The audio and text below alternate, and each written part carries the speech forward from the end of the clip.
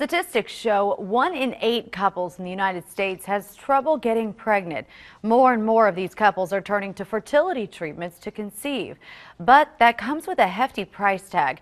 In tonight's special report, News Channel 20's Lindsay Hess takes a look at the unique way one couple is using to try and afford it. People kind of tell us we have like the fairy tale romance. He spoils me rotten, like brings me coffee to work all the time. Jared and Brandy Howland's love story is one some people only dream of. When she walked in the living room and when she turned around, I was on one knee and proposed. It was adorable. After nearly 4 years of marriage, the Howlands are ready for the next step, a baby. We just tried and tried and tried, and nothing happened. After 6 years of trying to conceive with no success, the Howlands knew it was time to see a doctor. I went in and they did an ultrasound and everything, and they told me that I don't have ovaries. Their doctor suggested donor in vitro fertilization. The price tag, $30,000. $30,000, that's a car paid for, that's a half of a mortgage, like that's a lot of money. This modern couple turned to the latest trend in raising money, crowdfunding. Within days, the link to the Howlands GoFundMe.com account was shared nearly 400 times. For me, it wasn't like, I want your money. I want your emotional support. I just want any support you can give me. GoFundMe tells us the number of IVF campaigns on their site has jumped from just 18 in 2011 to nearly 1,300 last year.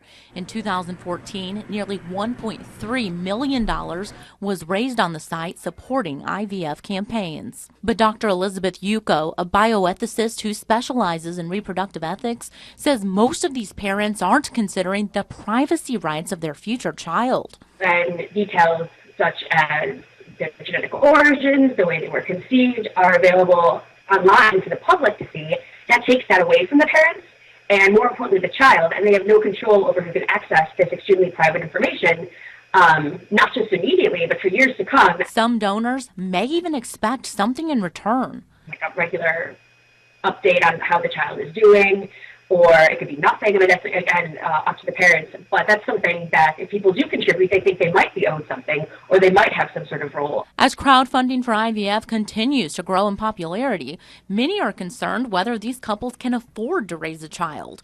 The Howlands experienced this when a stranger made a comment about their tattoos. And his wording was, well, if you can afford tattoos, you should have saved back money. And I get that. Since we found out that we have to do IVF, we have not spent any money, but he kind of made it sound like, well, you should have saved for this your whole life. And to me, that's like, well, are you telling everyone that? Like, there's a chance you might not have a kid. You should have a saving account for that. And no, people don't do that. You don't start saving money until you know you have to do it. We caught up with Dr. Peter Boltuck, professor of philosophy at University of Illinois Springfield, who says he supports couples who use crowdfunding for IVF. Nobody said that only rich people can have children, and as long as the state doesn't cover it, it's over $10,000 in many cases.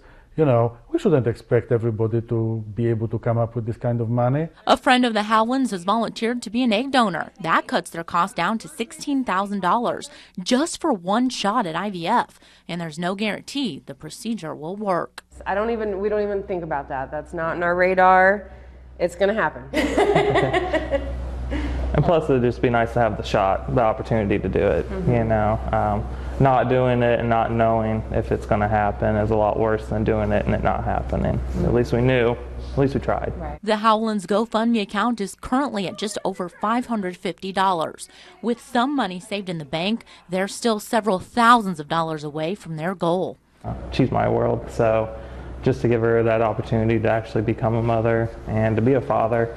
I see people that, they don't take care of their children and stuff like that. That just kills me to know that here we are wanting a child and can't. Lindsay Hess, News Channel 20.